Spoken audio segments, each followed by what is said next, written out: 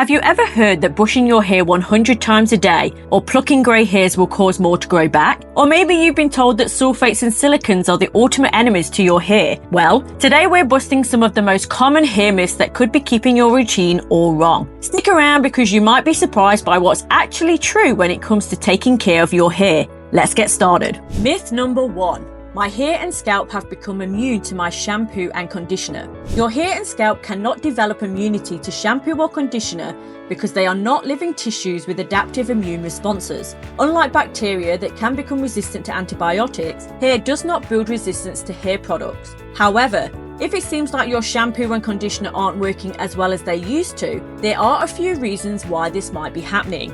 Product buildup. Many shampoos and conditioners contain silicons, oils, or conditioning agents that can gradually accumulate on the hair shaft. This buildup can make hair feel weighed down, greasy, or less responsive to styling. If you notice your hair feeling heavy or dull, it may be time to use a clarifying shampoo to remove residue and restore your hair's natural bounce and shine. Scalp changes and oil production. Your scalp's oil production can fluctuate due to factors like hormones, diet, weather, and even stress. A shampoo that once worked perfectly may feel too drying in winter when the air is cold and dry, or not cleansing enough in summer when sweat and oil production increase. If your hair feels different, it's likely due to these external factors rather than the shampoo itself losing effectiveness. Hard water and environmental factors. Mineral deposits from hard water can interfere with how well your shampoo and conditioner work. Over time, minerals like calcium and magnesium build up on the hair, making it feel dry, stiff, or weighed down. Using a clarifying shampoo occasionally can help remove these deposits. Hair condition and needs change over time. As your hair grows, it naturally undergoes changes. If you've coloured, heat styled, or chemically treated your hair, it may now require more moisture or protein than your previous shampoo and conditioner provided. Likewise, aging, health changes, or lifestyle shifts can alter your hair's texture and needs. Perception bias. When we first try a new hair product, we often notice immediate improvements because it's a change from what we were used to using. Over time, as we become accustomed to the results, we may not perceive the same level of effectiveness even though the product is still working the same way. What can you do? Use a clarifying shampoo to remove product buildup.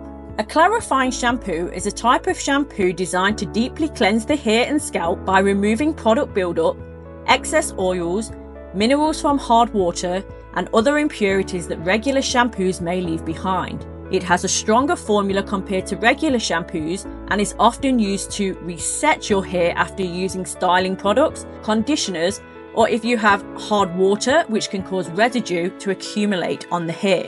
Adjust your routine seasonally to match your hair's changing needs. Check water quality. A water filter can help reduce mineral buildup. Alternate between different formulas. So like having a combination skin type, this can also apply to your scalp. If your hair needs variety, for example, a hydrating shampoo some days and a volumizing one on others, then this can be very beneficial. Your shampoo and conditioner haven't stopped working. Your hair's environment and needs may have shifted.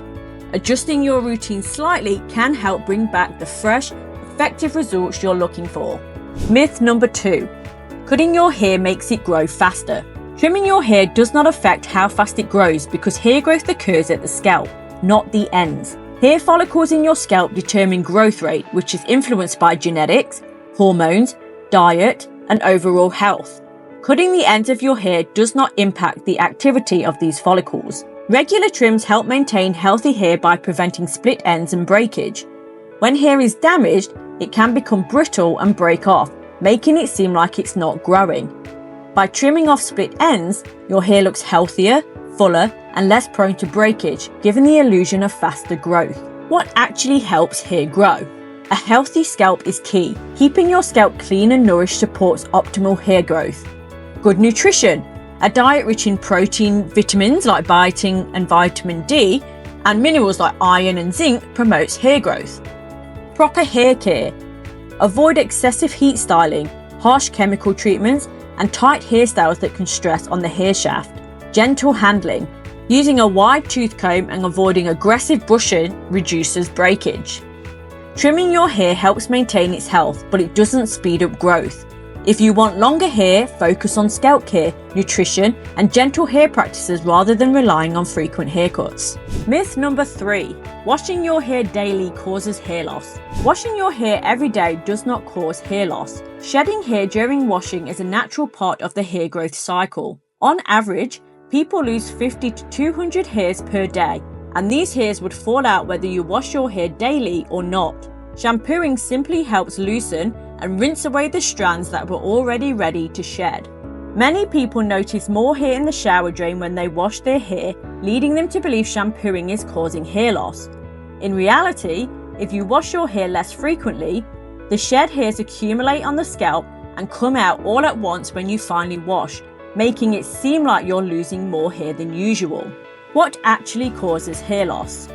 Genetics. Hereditary hair loss is the most common cause. Hormonal changes. Pregnancy, menopause, and thyroid issues can affect hair shedding. Stress or illness. Physical or emotional stress can trigger temporary hair loss. Harsh hair treatments. Excessive heat styling, chemical treatments, and tight hairstyles can cause breakage and traction alopecia. Nutritional deficiencies. A lack of iron, protein, or essential vitamins can weaken hair. How to wash your hair without damage. Use a gentle, sulfate-free shampoo if washing daily to avoid stripping natural oils. Massage the scalp gently to promote blood circulation and healthy follicles. Follow with a conditioner to suit your hair type to maintain moisture balance and prevent dryness. Daily washing does not cause hair loss. Shedding during washing is natural, and as long as you use a gentle shampoo suited to your hair type, washing daily is completely safe. Myth number 4. You can train your scalp to be less oily.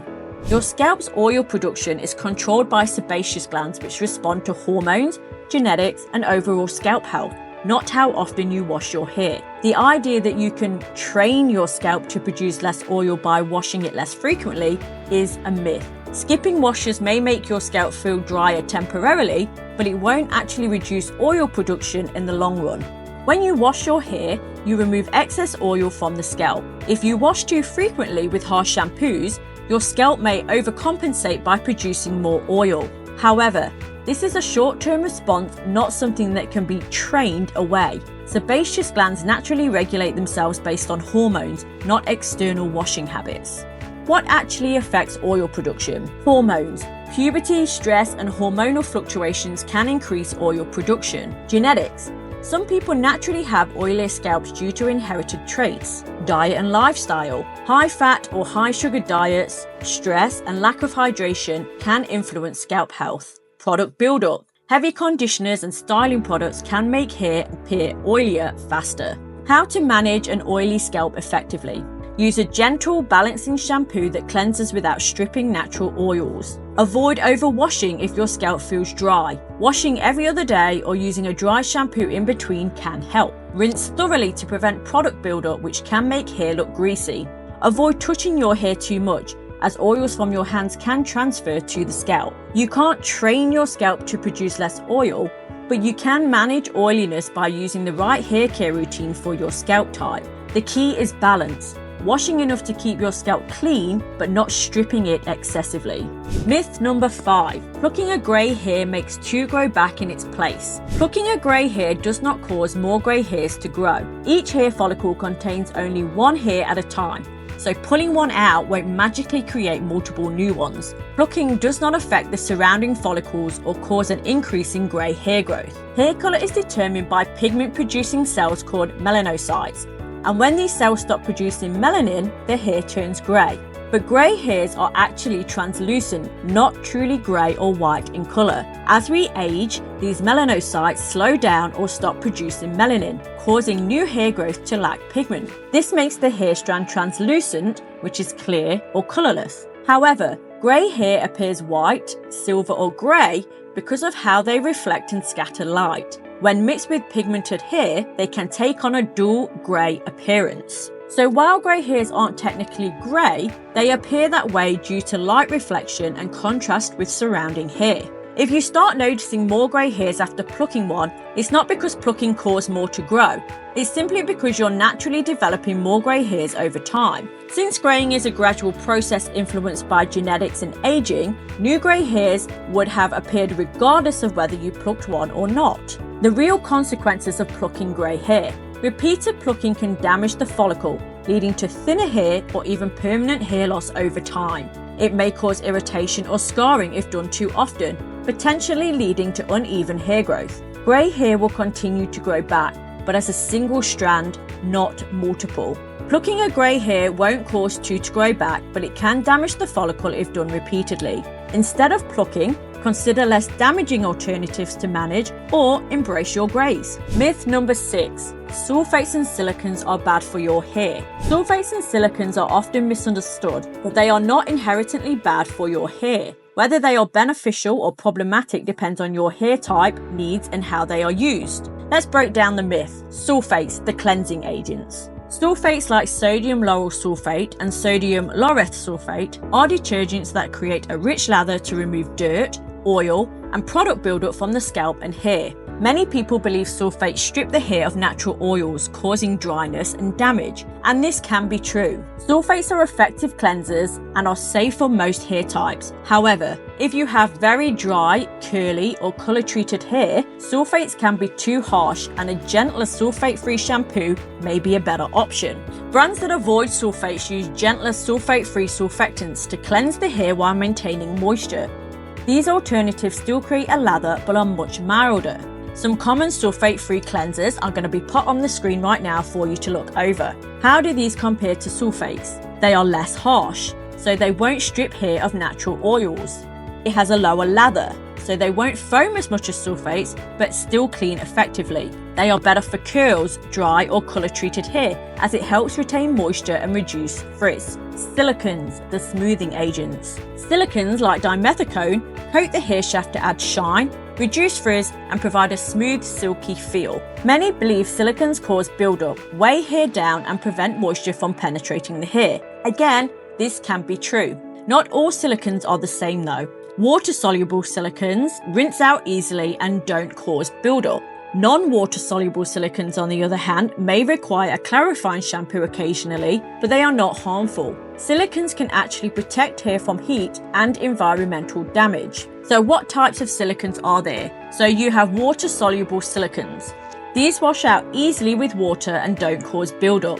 They provide lightweight, smoothing and shine. Non-water soluble silicons. These require stronger shampoos like sulfates or clarifying shampoos to remove. They can weigh hair down over time if not washed properly. So are silicons bad for your hair? No, not all silicons are bad for your hair. They help smooth, reduce frizz and protect against heat styling. If you experience buildup or dryness, try switching to water-soluble silicons or using a clarifying shampoo occasionally. If you prefer natural hair care, you can avoid silicons altogether and use lightweight oils or botanical ingredients for smoothness. Sulfates and silicons are not automatically bad for your hair. The key is choosing the right formulation for your hair type and needs. If your hair responds well to them, there's no reason to avoid them. Myth number 7. Using oil makes my hair greasy. Using hair oils doesn't necessarily make your hair greasy. It all depends on how much you use, the type of oil, and how you apply it. When used correctly, oils can actually improve your hair's texture, shine, and overall health without leaving it greasy. Many people are hesitant to use oils because they fear their hair will look greasy or weighed down. However, the key is finding the right oil for your hair type and applying it properly. If you apply too much oil or use a heavy oil on fine hair,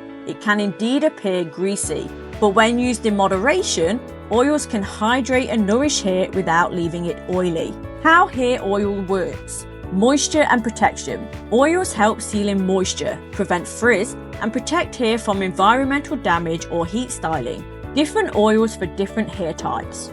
Lightweight oils like argan or jojoba oil are great for fine or thin hair, while heavier oils like coconut oil are better suited for dry or coarse hair.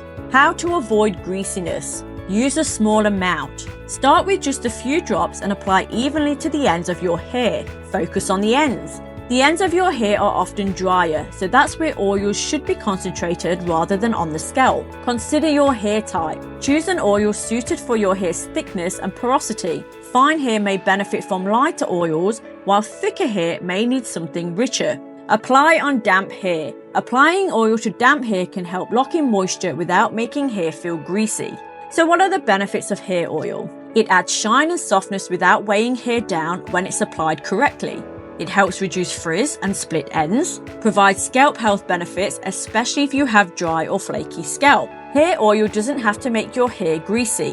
When used in moderation and with the right technique, oils can nourish and enhance the health of your hair, leaving it soft, shiny and frizz-free without feeling oily. Myth number 8. Brushing your hair 100 strokes a day makes it healthier and shinier. Brushing your hair 100 times a day is not necessary for maintaining healthy hair, and in fact, it can actually cause more harm than good. While brushing can help distribute oils from the scalp to the ends of your hair, excessive brushing can lead to breakage, damage, and even scalp irritation. This idea likely stems from the belief that more brushing stimulates blood circulation to the scalp and promotes hair growth. While brushing can help detangle hair and remove dirt, brushing excessively, like 100 strokes, can cause mechanical damage to the hair shaft, leading to split ends, breakage, and frizz. The truth about brushing. Over-brushing causes damage. Brushing too often can cause the hair cuticle, which is the outer layer of each strand, to lift, which leads to fraying, breakage, and split ends. Hair texture matters. Fine, curly, or textured hair is particularly susceptible to damage from excessive brushing. Over-brushing can disrupt the natural curl or wave pattern, causing frizz and dullness. Natural oils don't need to be distributed 100 times. Your scalp produces oils that naturally travel down the hair shaft. Brushing once or twice a day is usually enough to help distribute these oils without causing damage. How to brush hair the right way. Be gentle. Use a wide tooth comb or a brush with soft bristles to minimize tension on the hair.